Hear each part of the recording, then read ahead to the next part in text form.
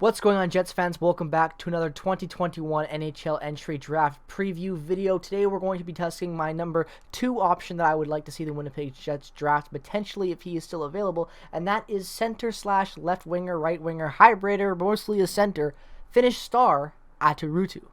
Now, I'm sorry if I pronounced that wrong. Like I said, all my Finnish viewers out there, I am horrible at pronunciation, so I apologize. I'm not trying to butcher your language. I butcher every language. Take no offense. But point being, the reason why I want to talk about Raty today is because I actually think that this guy is a lot more potential than what a lot of other analysts are saying right now about him. And another prime example of why I want to talk about this guy is because he is exactly why you never count your eggs before they hatch. That old saying about never judging a book by its cover, and every other cliche saying you can say, you can throw at this guy, because he, a couple years ago, I would honestly say about 2 years ago, maybe even a year and a half, he was projected to be the number 1 draft pick potentially in this year's draft. So from falling from the number 1 overall selection to being ranked average by about between 14 to 29 by almost every respectable ranking in North America and in Europe, that says a lot about his decline in play from the jump from juniors to the men's league. And honestly, we're going to talk about all of that, but I don't think it's as big as a problem as some of the professional analysts are saying it is. Because when you watch his game, especially after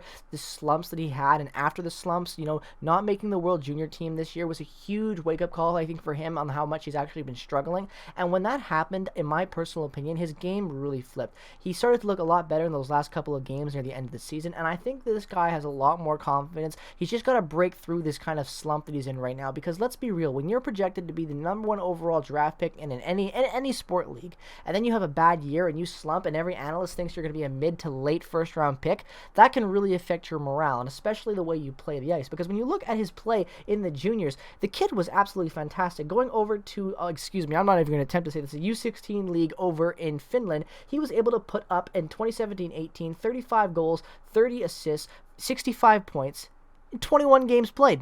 That's a pretty good impressive stat margin for a teenager. And then you go back to look even in 2019-20, in 30 games played in the U20 league in Liga, he was in 30 games, was able to put up 2 goals, 19 assists for 21 points. Now, obviously, that is a bit of a struggling, considering this guy is a goal scorer. To be only put up 2 goals, it's not a good look. But the point is that he still was able to play decently well. Even though his game wasn't a strong point in any real games, let's be real, he still was reliable enough to be a consistent guy drawing into the lineup. And I think this guy has a lot more to offer than what we've seen from him.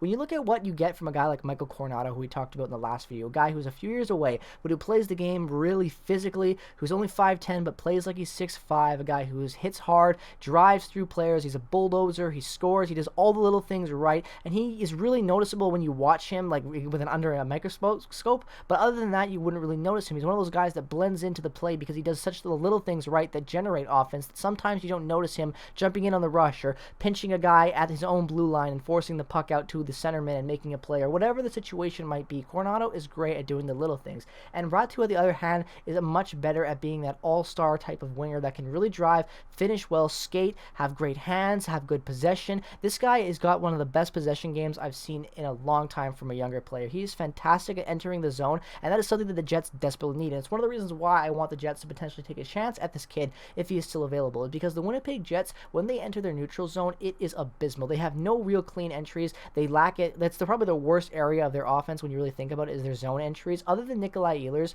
they don't really have a single other guy that can dynamically move the puck through the neutral zone into the offensive zone. Kyle Connor does this thing where he always, puts on the Jets in the neutral zone, might blow by a one defender, then cut to the center of the ice when he just crosses the blue line and do a drop pass to a defender, shoot it around the boards, or take a shot on net and get a whistle. He's not that creative when it comes to actually entering the zone. He's more of a finisher, and we all know that, and that's okay, because when you have a guy like Kyle Connor, when you have a guy like Mark Scheifele, Nikolai Ehlers, Blake Wheeler, and the plethora of other offensive players that the Jets have that are very skilled, especially within that top 6, every guy kind of has a standout position at what they're good at. And I think that the Jets desperately need another puck-moving, skilled forward like what we see in Nikolai Ehlers, a guy who's very fast, dynamic, and can move the puck extremely well. Now, you're obviously not going to be getting another Nikolai Ehlers and Aatu Raty, but nonetheless, you're still getting a guy who can potentially bring that to your top 6 a few years down the line, while Ehlers and all these other guys are still under contract near the tail end of their deals. And that can be important to have because, like what we talked about with Coronado, Wheeler is going to be aging out soon. And what I mean aging out is that he's going to be out of that top 6. He might not be out of the team, but he's going to be out of that top 6. Whether it be this year or the year after, probably this year, I would assume so, at least some point,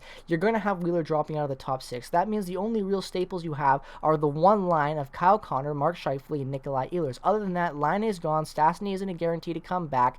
Hell, everyone else really is gone. Brian Little is just, who knows what's happening there. You don't really have a lot of options for long-term stability when it comes to that like overall lookout of top 6 guys that are ready to go right now. Other than Cole Perfetti hopefully having an immediate impact sooner than later, that's kind of your end of your prospects that are really ready to jump in and be a top 6 guy right now. Christian Vesalainen, I could make the argument, has the skill to be a top 6 guy, but because of the lack of use that Paul Maurice has given him with ice time, I don't see him jumping into a top 6 position next year and being reliable. He needs more time in the NHL to develop consistency, and he hasn't got that yet. So he's not going to get that being on a top 6, struggling to kind of keep up with everybody else after barely playing a 4th line for 10 minutes of ice time, even for less than 10 games in the season. So when you take in all those variables, Raty is just another guy who can come in a few years and make the Jets better then and help just keep that cupboard of forwards bolstered up and ready to go, because let's be real, Gustafson's going to be making the jump real soon. Harkins has already made the jump. You've got guys like Vesalainen pushing for it, Cole Perfetti on the defense, Sami Niku trying to still push for time, Declan Chisholm,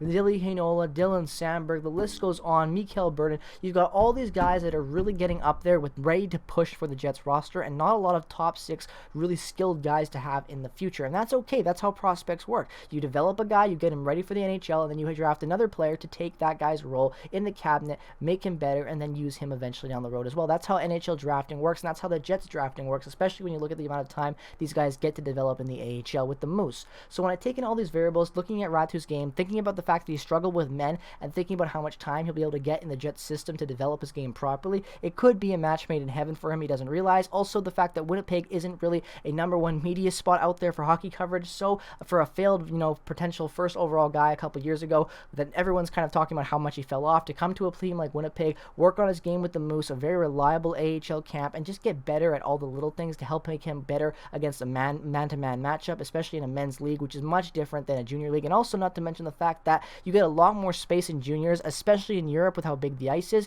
Coming over to North America, playing on smaller ice with men that are twice your size and twice your age is definitely a wake-up call, and I think it could be great for his development going down the line and for the future. And honestly, even though Raty is a guy, like I said, who has kind of been bounced all around between the top scouting skaters and all these other analysts, between 14, hell, even #3 for Europe-ranked skaters at this point, 2018, he's all over the place, and the Jets are picking 17th. So realistically, this is a guy that could be right there for the pickings, and if Cheveldayoff really wants to take the risk and develop this guy properly within the Jets system, I think he's a perfect case of a draft and development, and let him sit for a while. He could be really good for us down the line, or he could be a bust. It really doesn't know, but the point is, with a late first-round pick in a draft that's very uncertain, why not take a chance on an Aatu Raty? Let me know your thoughts, though, about him and every other player coming up in this year's NHL draft. Who would you like to see the Jets pick? Who would you like to see your team pick? Let me know all your thoughts down in the comment section below. As always, make sure to subscribe regardless of the team that you root for. Any support you can give the channel is always greatly appreciated. Thank you guys so much for watching this video. I hope you enjoyed it. With all that being said, peace, love, and positivity to wherever you are in the world. Hope you have a good rest of your day, and with all that being said, have a great day. Go Jets go, and bye-bye.